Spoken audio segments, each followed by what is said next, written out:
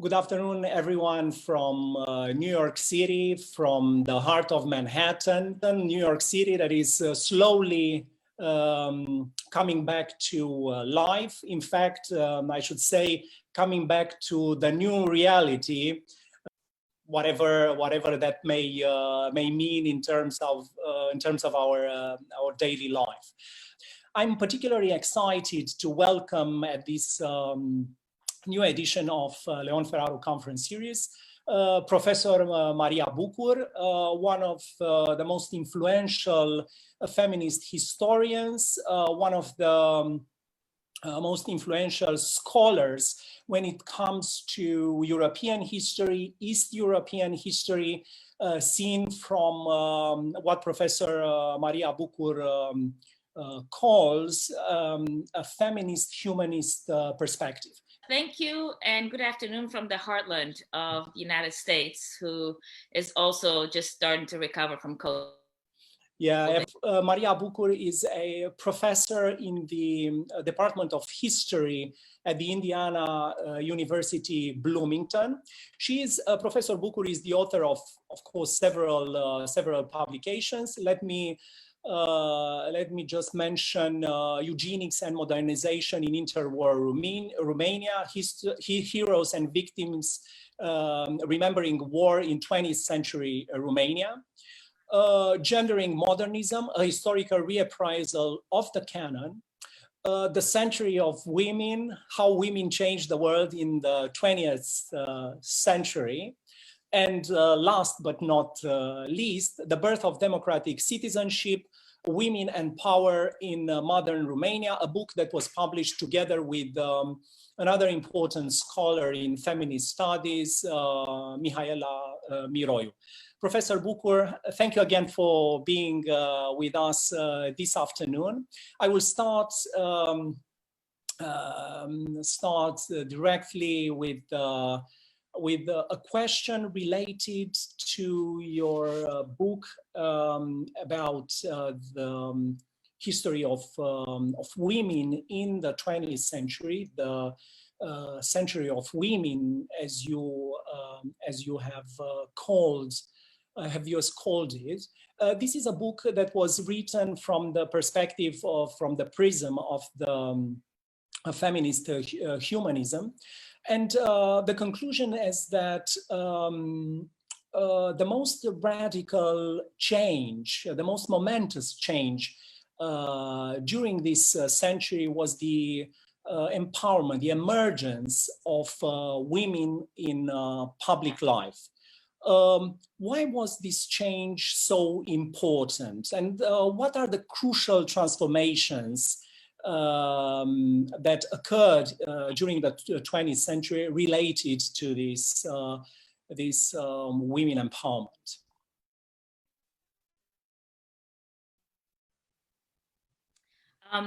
Thank you for the very generous and gracious introduction. And I will start my answer with a little bit of self-promo, which is that I think it's a big question that if you want to see answered, you should definitely go and read the book. But to start with sort of the big basic picture, and I do want to bring in some things that we're noticing around us now for our audience. I'm a historian, and historians study change over time. This is the definition of my profession. If you look at the 20th century from the prism of what had been written primarily until, let's say, 20, 30 years ago about the 20th century, it was called the century of ideas, the century of revolutions, the century of genocide, right? I will claim, and I don't think this is much of a controversy, that genocide, ideology, and all the things that have revolutions have characterized other centuries as well. 1789 comes to mind as one of them, for instance. What is really unique to the 20th century is the thing that I really wanted to focus on, which is that until the 20th century, with men, yes, excluding women, on the basis of gender, throughout the world, from full participation in public life. We had a very different world. There were a different set of rules, a different set of energies, of interests being represented in the public sphere, in how states were put together, in ways in which laws were put together, how marriage was supposed to function, for instance. These might seem like small things, but if we're really talking about history, about not just a tiny little elite at the top, but about all of us, human beings, there has to be about 100% of the population and not just 50. And the thing that really happens in the 20th century is that you double the size of the people who count in public. And because it was based on a gender discrimination, this introduction of the 50% of the population who was not there yet really transforms the world. I'll give you a very quick and relevant example for Romania. In 1914, when Romania went to, well, it didn't go to war, when the war started, there were exactly 100 women who were certified nurses in Romania. 100. A single nursing program. All the women in the first generation of female doctors in Romania who wanted to get trained had to be trained in Switzerland and other places. It was only in the 1890s that the Romanian medical started to accept women, but they could not participate professionally. Like, you could get an education, but you couldn't do anything with it, right? So as a result, in the war, there were far more casualties and far greater losses because of lack of personnel that was trained, who was in the hospitals. A lot of women volunteered, but they were not trained, right? So that's the beginning of the story, right? Today, in Romania, what is the percentage of women in the medical profession? Do you know? Probably a very big one, probably more than men, I should say. 70%.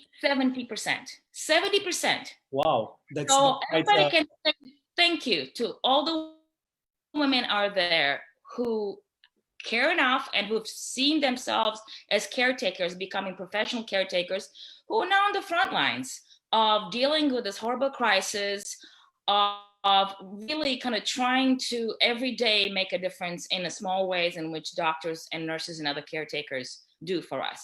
So in a nutshell, that to me is a really good case study or example for understanding how things have been transformed since 1900 until today. Well, we've gone a long way indeed. Thank you for mentioning the courage and dedication of all these women who are now fighting the medical crisis and fighting the spread of the virus and are working in all these very dangerous and difficult places. I just want to remind everyone that everything we have done and we are doing in this during this time is dedicated to the men and women who are putting their lives on the line, especially Romanian American and Romanian Canadian, who are putting their lives on the line in the fight against COVID-19. But Professor, why these huge, disruptive changes, indeed, momentous changes, happen in the 20th century and not late or not earlier or much earlier? Why 20th century?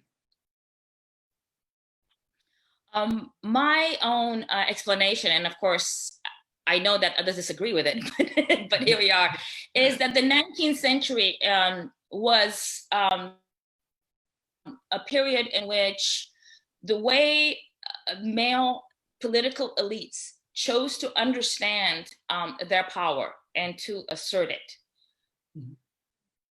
became increasingly exclusivist. So this was like I consider it a relatively modern construction and the product to a great extent of liberal ideologies and policies, although that might sound like counterintuitive because sure, we can think of John Stuart Mill as somebody who very much as a liberal supported women's suffrage rights, for instance. But if you look back to the beginning of the 19th century, there are a couple of pieces of evidence that I think are really crucial, especially for I would say, Europe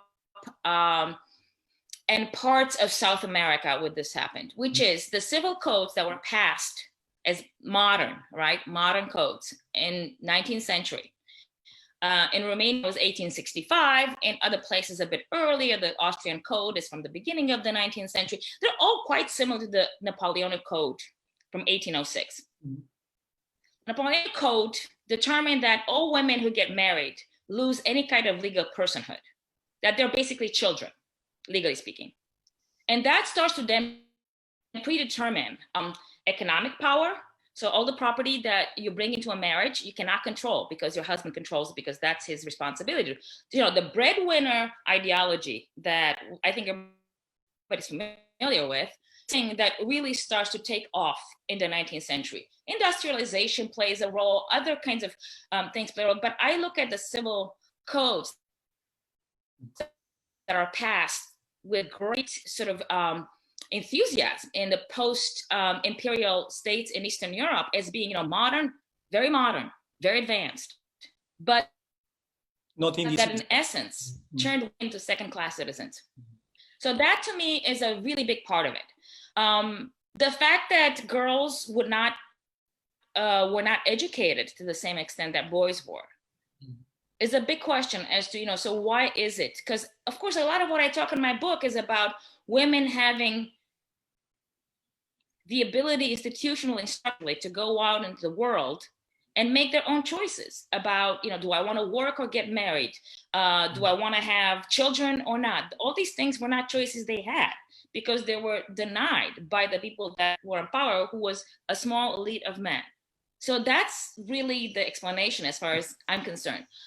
Why things changed radically in the 20th century, I think has a lot to do with the war to some extent, of course, the fact that women do participate so visibly and so impactfully in what happens in the war, in some places ends up having an important role in getting the vote. Britain is one of them, although Britain had a lot of other things going on. The United States is another important, again, other internal factors other than the war are important there.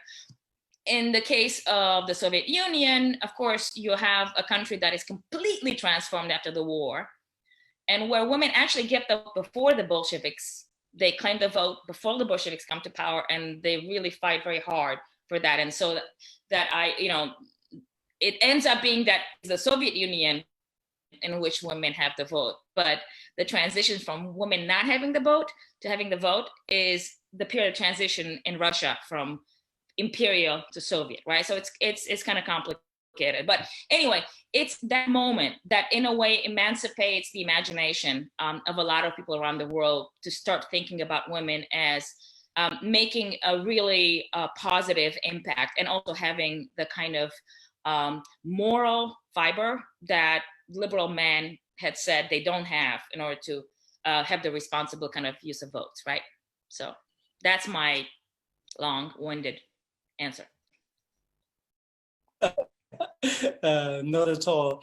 Of course, power plays a role in a central role in your analysis. Do you think that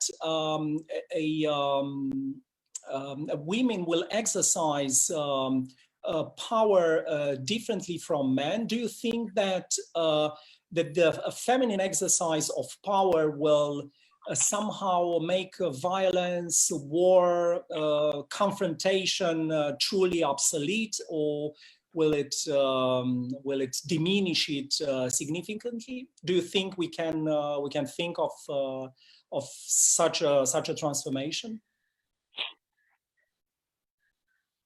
I don't know what feminine power means because I haven't really seen much of it. The kinds of examples that I can think of, but they are not about structural change. They are about individual examples. Mm-hmm.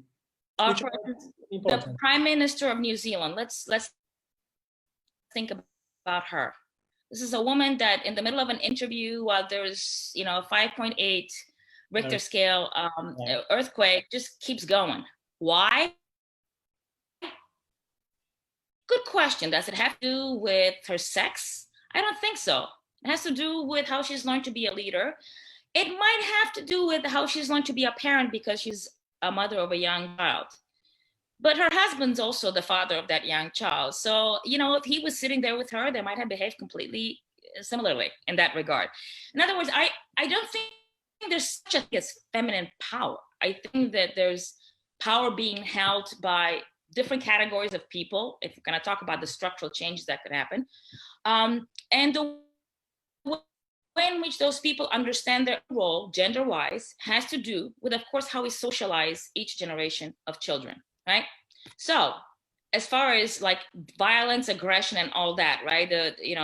Right. So if we're going to go with the essentialist theory of men are violent, women are peaceful, okay? Those things, some people put on biological differences. I don't. Of course, there are biological differences between a person who has a vagina and one who has a penis. That's obvious. But how are those differences meaningful, socially, politically, in terms of power? Not so much. It's how we educate ourselves to internalize certain kinds of ideas about violence or about caretaking, right? Who you're responsible to. Women, because we are raised from day one to expect to have children, whether we're going to want to have children, end up having children, etc., we're still raised that way. We do not raise boys, by and large, with the expectation that they're going to parent and that's going to define their lives. But with girls, we do a lot more of that. And so from day one, caretaking is put on us as women as something that we naturally do. We have to do well. It is upon us to do all these things. That ends up, I think, in how we interact with power, whether we are, for instance, and I know it's, many women who are misogynists in the same way that I know many men who are feminists, right? So the way in which once we become successful in the world, we assume that power. I have power now as a woman. I'm a full tenured professor at a university, and I can say what I want, right? So then some of us use our powers by trying to not bring attention to gender discrimination, others by precisely doing that, right? Does that bring about a different kind of leadership? I think so. I think when you expose the notion that, a certain kind of naturalized, essentialized way of being brought up is not really natural. And it's something that you can choose to take on or you can contest. That to me is how power will be reshaped. Whether that's going to mean fewer wars or not, I don't have a crystal ball and I cannot predict that sort of issue. Of course, we have plenty of examples in the past where women have led armies and have, conducted war on behalf of their countries, etc. I don't consider those exemplary for female anything because there were always exceptions. Every single one of them is an exception to a male-dominated sort of political power in the past. Now that things are becoming a little bit more widespread in terms of women being political leaders or heads of state, we actually have more statistics to look at least not normatively, but descriptively how women have led, right? So one interesting thing that I learned in February, I was in Strasbourg at the European Court of Human Rights, and somebody gave a paper about the number of sort of a comparison between states that had come out of war in the last 30 years, right? Which ones were led by females and which ones were led by males. In every single case where a female was the leader of the state, the well-being and that particular state has improved, it has remained peaceful, and it's become demilitarized. That is not the case for the ones where men have become the leaders afterwards, where there's been a resurgence of violence and militarization and a lot more conflict and less energy and power being spent on behalf of caretaking. So if that's a relevant example, for now, we can say that it seems, based on past experience, that women, at least in recent times, have tended to be more peaceful caretakers or stewards of their country's well-being in conditions of extreme crisis, right? Indeed, when it comes to power, there are so many variables playing, but all these examples are I think very interesting, and we'll see how it plays out. So 20th century is a time of radical transformations in terms of gender dynamics, in terms of the ascent of women in the public space. And of course, now, thankfully, we see so many women in a leadership position. But what is left from let's say, from this huge historical program of empowerment? The feminist, what is left unfinished from, let's say, 20th century that now must be accomplished in terms of women power and gender equality and so on? Good question. So the way I end my book is with a call for those of us who have become empowered as women. Again, we have to remember that when we talk about women's empowerment, we really are talking about many categories of women who remain underpaid, undervalued, underrespected. You know, in the United States, women of color make substantially less than white women. They are substantially underrepresented at the top of the professional, social, and economic hierarchies.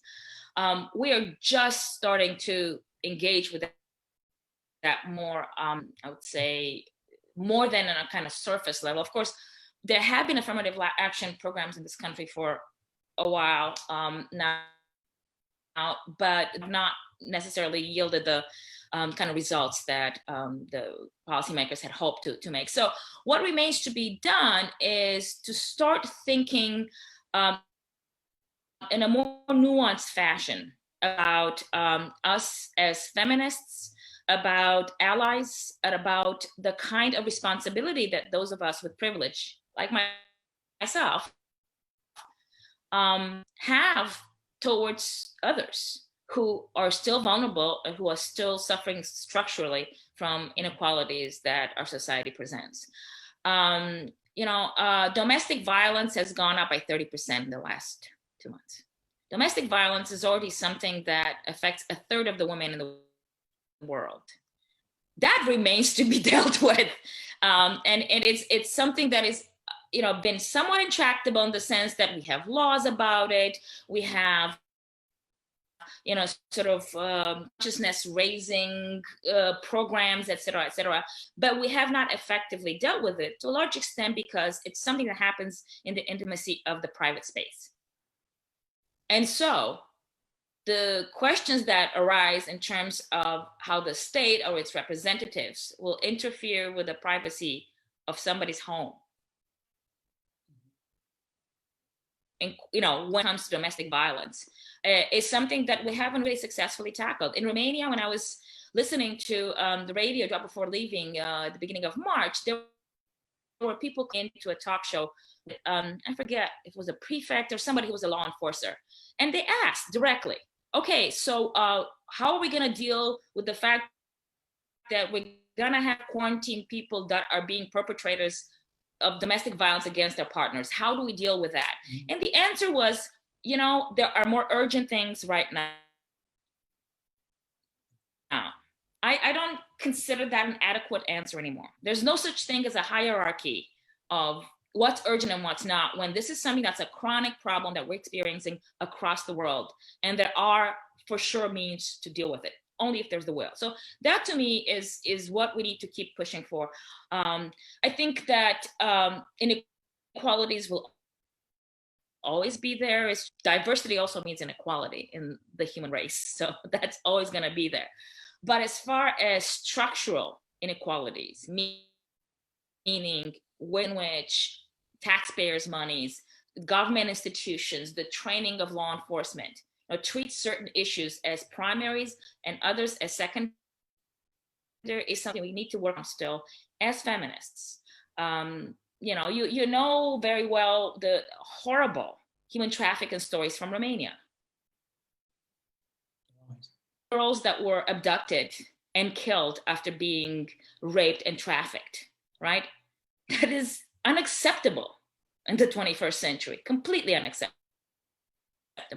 And then there's a whole issue, with same-sex marriage, with understanding gender more than a binary issue. And this is, again, a place where feminists who are straight, who have the kind of a privilege that people like me have, we need to speak out for those who are vulnerable. In Poland right now, there are cities that have declared themselves to be LGBTQ free zones. I mean, basically it's taking discrimination, gender discrimination, right? And homophobia, and turning that into a point of pride on the part of a state that's a member of the European Union. I find that disgusting. And I hope that things will change and that people who are speaking out will find protection among allies who are better positioned, right? Who are people who are in power, who can protect them as they speak out truth to power about these problems. The way you describe it, it seems that the feminist agenda is still full of items that need an urgent response. Yes, you're right about domestic violence, which is a problem, I think, everywhere in the world. I think it's criminalized everywhere in the world, that probably this access in the private sphere probably should be dealt with. At least in Romania, it is criminalized, and there have been quite some highly publicized cases in which the state intervened. But it's good that you brought up Romania, because now let's cross the Atlantic and talk a bit about the Romanian feminism. Is there a feminist movement in Romania? Is there feminist leaders who are speaking up for women? What is the situation? There are feminist movements in Romania, as there have been for, at this point, a century and a half. So feminism is alive and well. It was driven underground during the communist period for reasons I could talk about later, but since 1989, there was what I call a resurgence of, first of all, feminists who, being of the generation where they were learning about it for the first time, for them it was a discovery and it was their own thing that they created, right? And among those people, of course, is Mihaela Miroiu, my collaborator and co-author that hi Mihaela, hope you're watching. I promised her that I would say that. I have a surprise for you as well at the end. Oh, okay. Mihaela started the first gender studies and feminist studies program in Romania, in the 1990s at CNSPA, the same place you were talking about earlier, and has generated through her work at this point several generations of scholars, but also activists. Right. The thing that I've always admired about Romanian feminists is that these are not armchair scholars. Every single one of the feminists that I know in Romania are people who, on the one hand, read, research, think about problems very, very seriously, but they don't understand their role to be of just writing scholarship. They get out on the street. These are people who are out in Piața Guvernului, people who have been trying to protest any kind of discrimination, not just on the base of gender, but also, for instance, when environmental disasters were about to happen with Roșia Montana. My friends Oana Băluță and others who are working with environmental groups rallied together. There's a varied and very, I think, exciting and active a number of associations of feminists who are both scholarly, but as I said, especially engaged in activism. One thing I will say about Romania is that these places, the places where feminist activism exists more prominently are larger cities, and especially places where you have universities or younger people. I think that they have been a really important part of shaking things up in this regard. I also think social media has played a tremendous role in changing, access to information, but also communicating and all that. So as far as what feminist movements there are those, I mentioned Oana Băluță, who have seen social democracy and the kind of a more leftist sort of perspective on gender equality, combined with gender justice that moves beyond just, the heteronormative kind of discourse. There's those groups. There are the kind of environmental groups that also kind of combine their feminism with a sense of respect for nature. There are people like I was mentioning, Mihara Miroiu, who are more to the center or even more to the right than they are, but with a underlying kind of basic principle of making sure that discrimination on the basis of gender cannot be allowed by law, and also that the law actually punishes those who discriminate, right? That is in fact a liberal principle as much as anything. So there are definitely different groups and different generations. They don't agree with each other. They have fights. Some feminists are not woke enough for other feminists. I tend to love that. I think if we all agreed with each other, we wouldn't get too far. Yes, it's a very it's a very I think very reasonable position, I should say. And well, it's very good that you are making this point. The feminist movement is such a diverse movement in Romania, like elsewhere in the world. That there are affiliations to the left, to the right, to the center. Which is I think very good for the movement itself. Looking a little bit back in the future, back in the past, during these days is always a mix up past the future. all days are an eternal present. But looking at the Romanian history, you have noticed a very peculiar phenomenon that some of the gender policies in interwar Romania were prolonged or somehow created in communist Romania. So have been quite a divide in terms of politics and attitudes. When it comes to gender relations, tell us a little bit about these continuities that you have observed. I'm not exactly sorry. I am not sure what you're referring to from what I've written already, but this gives me an opening to talk about what I'm working on right now, because in what I'm working right now, there are some really interesting continuities. It was a question about that, but excellent that you are bringing it up. Yeah. So I'm working right now on a book about what happened to veterans, war widows, and war orphans after World War I in Romania. And what's really fascinating, especially for people in Romania who now are listening to debates about special pensions, right? Those pesky special pensions that there's a debate about whether they should continue for politicians, etc. Guess what? The only people that had special pensions in 1920 were veterans, war widows, and war orphans. No politicians had any special pensions. I'll just put that out there to begin with.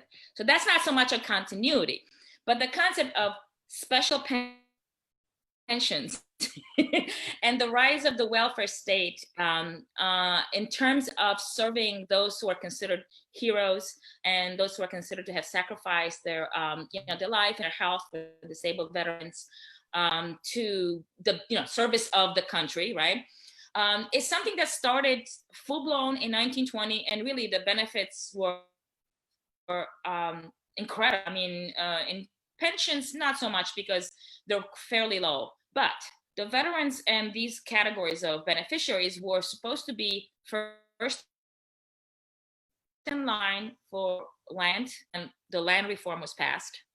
Every single one of them was supposed to receive between 5 and 7 hectares. We're talking about a population of about 2.1 million. Okay, that's big. Free wood for building and for heating. Free education up to the university level. Free public health care. Free legal representation for any kind of problems that they were encountering, and first dibs at any state monopoly, any kind of state sort of selling of cigarettes, selling of, they tried alcohol, but that didn't pass, but restaurants, the Bucur from the train stations, right? Newspaper selling, right? So all those were supposed to go to these disabled veterans and war widows and orphans, right? So it really was a legal setup for these categories of people to become a lot more secure economically, to even see some progress in their well-being, and to become basically the leaders of Romania and the next generation.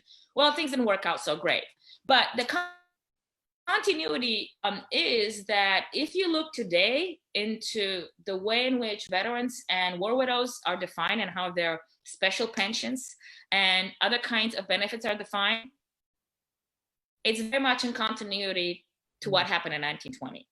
The communist period was a weird period of time in terms of like denying some veterans benefits, then reinstating them and adding some more. But across the 20th century, there's definitely continuity. But I'm going to ask reproductive policies. Yeah, go ahead. The reproductive policies. That you're talking about. Oh, okay. Yeah, because you have analyzed this this extraordinary, peculiar policy in a communist state, and you have noticed a continuity in terms of the way the state dealt with the freedom of choice and the feminine body and the reproductive right. I was thinking of this aspect. Yeah. Thanks for reminding me of my own book. Yes, I remember that. That was 20 years ago. Yeah. So when we're talking about this, how could I forget? How could I forget? Eugenics as a movement that had a lot of popularity in the inter period did see continuity into the communist period, and that's what you're referring to, and that's what I taught in at the end of my first book, which is that although people who had been supposedly the Hitlerist, pro right wing, etc., people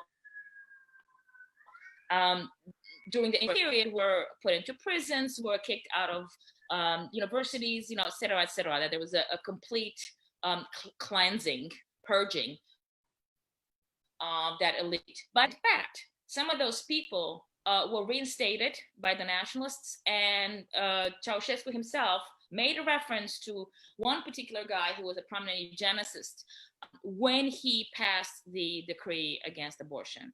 So that continuity is what you were referring to, and which is in essence continuity of thinking and of discourses about,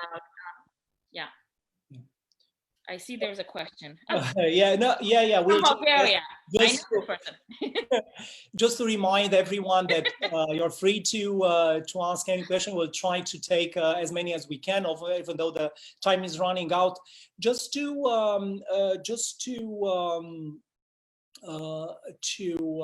ask you about communist Romania. What is the legacy in terms of feminist policies of these 50 years of a communist dictatorship? Because I suppose communism was very much in favor of this gender equality and also in empowering women. Do we have a positive legacy in this respect? How do you see it? Yeah, it's a complicated story. Please read my latest book with Mihana Miroiu on this topic. This is an invitation for all those who are seeing this show. The book that I'm talking about is The Birth of Democratic Citizenship. It's a book based on interviews with 101 women who are not necessarily part of the elite, who are not necessarily, the best educated, the most powerful, persons in their environment. They are across the economic, social, economic, and I would say even residence and cultural spectrum. So for these women, there were definitely some pluses, but there were definitely some very negative legacies in the communist period. And that's exactly how I've come to see it as well, which is that, of course, formally, the idea that and in law, discrimination against women, you revise the civil code so everybody has the same rights, is a positive. There's no other way to look at it. But of course, in the context in which everybody having the same rights means that everybody has fewer rights, it's not necessarily a long-term beneficiary thing, even for those who have taken out from under, right, women, right, and in terms of losing the kind of discriminatory civil code that existed before. So the education, for sure, women being able to, illiteracy among women was eradicated by the communists. This is just the way it is. We can talk about the golden period of the interwar period all you want. I don't see it from a feminist perspective, because when you have a majority of women that are illiterate and the state that praises itself for being so great doesn't really ensure that they all become literate, that is not on the communists at all, right? At the same time, of course, just because you're educated doesn't mean that you could do whatever you want with your education. That's the negative legacy of the same, enhancement structurally, right? Women could have their own jobs and they could certainly control their own money, unlike before, right? What could you do with the money if there was nothing to buy? I'm sorry, but this is how it was in the 80s, right? Okay, I got money. We all had money in the 80s, right? And what did you do with them? Not much. So I think that we can't talk about, just positives or negatives. We really have to think through sort of these complicated things. And there's not a really sort of glorious, simple narrative one could say that we all, were crushed by communism. That's really not the case. A lot of countries that ended up under communist regimes were modernized in brutal and, yes, really violent ways in some cases. But the outcome 50 years later is that, Romania is an industrialized country. It might have become modernized otherwise, sure, but that's not how it was. This is who was in power, was the communists. Here we are now, right? Romanians always, brag about how educated we are, and all these wonderful Olympians that perform so wonderfully well, right? At all these international competitions. That comes from somewhere. And the system of education has not changed radically since the communists fell. And it's not become better. It's become differentiated, and so it's that's how I see it. I will say one thing. I don't know. I did not encounter in writing this book any person, however, who had any kind of nostalgia for communism. Not a single person wanted to go back there. And what I would add is that the prisons were full of women as well. In the Stalinist period, there are so many women who paid with their lives during the communist dictatorship. I would also think of so many women that after 1968, where the infamous decree was enacted, paid with their own life the fact that they lost their freedom to do what they want. So there are so many aspects, and it's no wonder that your informants are not, they don't want to go back, or they are not nostalgic about that time. I have a question, a very interesting question, just from Andrea Drogianu. She's asking you, in fact, I wouldn't know the answer, of course. Can you address the topic of feminism and Roma women?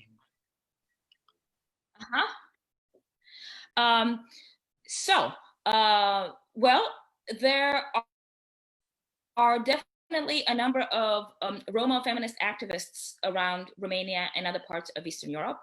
There are also feminist activists in other parts of the world that work with Roma women and their communities, or trying to come out of their communities.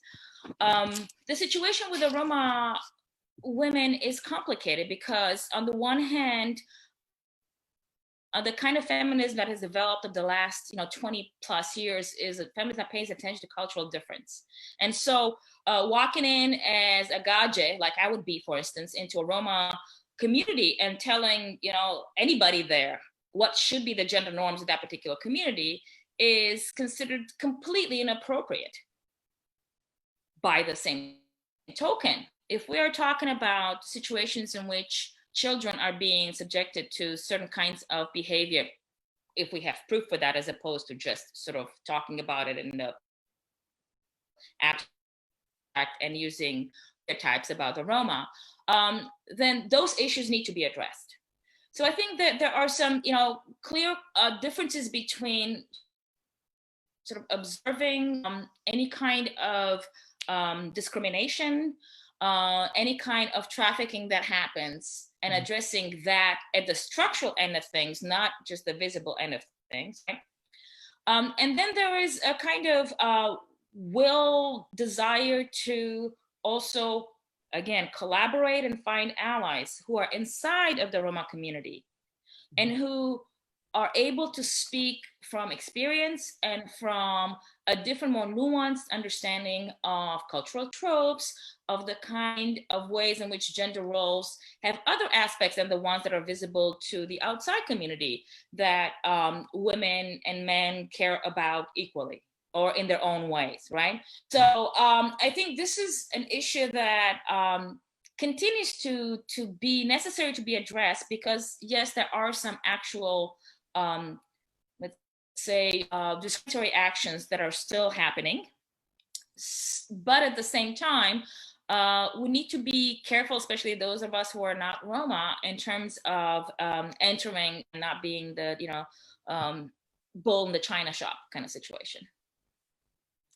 I see. Now I'd like to ask you about this movement that is has emerged, which is called the trad wife movement, and it's about women willingly choosing traditional values, or identifying with traditional values and roles. What do you think about this movement? I think that in a society in which you have a healthy structural framework in which individual rights, meaning rights that do not discriminate against others, are protected, that a person can choose whatever role she wants or he wants to have in their personal life. I have no interest in knowing more about what happens in somebody's personal life, other than making sure, for instance, that doesn't end up meaning that the woman is being, in some ways discriminated against in her own house, or that domestic violence did not become the outcome of a situation like that. I'm not a ideologue in the sense of, everybody should be the woke feminist that 20 of my students are. No, again, I think, diversity is a wonderful thing. And that also includes trad wife, perspective, for instance. The issue is for that trad wife to, understand what it means to give up certain things. If you're willing to give up certain things, fine. But then to also have a door open so that you're not happy with that trad situation anymore, you have other horizons to look towards, right? That a divorce can bring you to the other side of this. I mean, for instance, so, the one thing that bothers me, but of course that's because of my own perspective, are the policies that have been passed in Poland and Hungary to really support this maternalist view of marriage and of women's roles, right? That women are getting paid to stay home and not work. In Hungary, that your income taxes will be forever forgiven if you have 4 or more children. Apparently in Poland especially, this trad wife sort of new norm is becoming actually popular. Not among everybody, but amongst some categories of women who see this as a kind of a recognition of something they identify with. That to me is fine. The problem is that it comes from a government that at the same time believes it's okay to outwardly discriminate against immigrants, to discriminate against LGBTQ persons. In other words, a government that's putting the trad wife in a war and in conflict with other forms of diversity, right? So if your policy is based on the norm that all women should be at home having children, that is not something I can ever support. If one of the options that you have is to be that, or you can be whatever, married to another woman and not have any children ever, I'm okay with it. Yeah, to keep the choices open and diversity alive. What do you think that in arts, in film, in literature, there may be works of art that are valuable aesthetically, but they, in terms, may be problematic in terms of feminist perspective. Right. Can I watch Woody Allen still and enjoy it or not? Or what do you make what do you do with this aesthetic tradition, with this artistic tradition that in some respects may be problematic from a feminist perspective? Yeah, so there's a variety of ways of thinking about, and of course you're talking about the Me Too movement here indirectly. So first of all, the issue of the representation in whatever medium of certain gender tropes, certain kinds of stories. I'm rereading Camille Petrescu, Ultima Noapte de Pace, Ultima Noapte de Război. It's so, I had forgotten how incredibly misogynist this book is. I'm having a hard time not skipping through entire chapters, but I'm making myself read it because, I'm good at it. So there's a topic that's being addressed, and in that regard, I mean, I think that each author represents a particular sensibility that, at the very least, we need to be historically aware of. If we reject everything from the past on the basis of today's ways of thinking about the past, then we are forever reinventing every mistake we've ever made. I think it's okay to look at the past. The issue is not that literature. The issue is how we canonize that literature, right? Like, why is it that we're reading Camille Petrescu and not something else, right? As far as, like, those are the issues that really preoccupy me. But then there's of course, the other kind of way of thinking about it. Now there's the Woody Allen example, but I'll give you another one of somebody that I really have trouble with, Miles Davis, right? So I love Miles Davis. I love his music. I live with a jazz musician and I love his music, but Miles Davis was a true asshole to women, right? So what do I do with that? Do I like not listen to Miles Davis anymore? You know, which means, of course, I'm from the Me Too perspective, you know, kind of keeping distance from that. Or do I listen to it and then I think at the same time about how embattled I am? I do the latter because, you know, we're complicated. But for instance, there are gradations of all this, and all of us are sitting on different, you know, parts of that spectrum, right? But I'll give you an example. I mean, all the nudes in the world, you know, that exhibited all over every museum that you can imagine, right? Things like, oh, the rape of Europa. That's my favorite example. So the rape of Europa, right? It's on the euro. Most people in Europe have a depiction of a rape of a woman when they go shopping. Well, because we still use money, but not for long. Just think about that.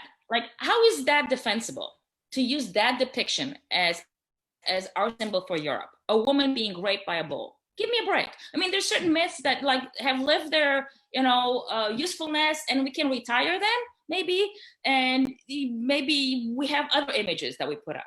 So yeah. Yeah, I think we have to revisit these works of art, at least aware of what may be problematic, and then to make the choices again about the choices for ourselves. I'd like to also ask you,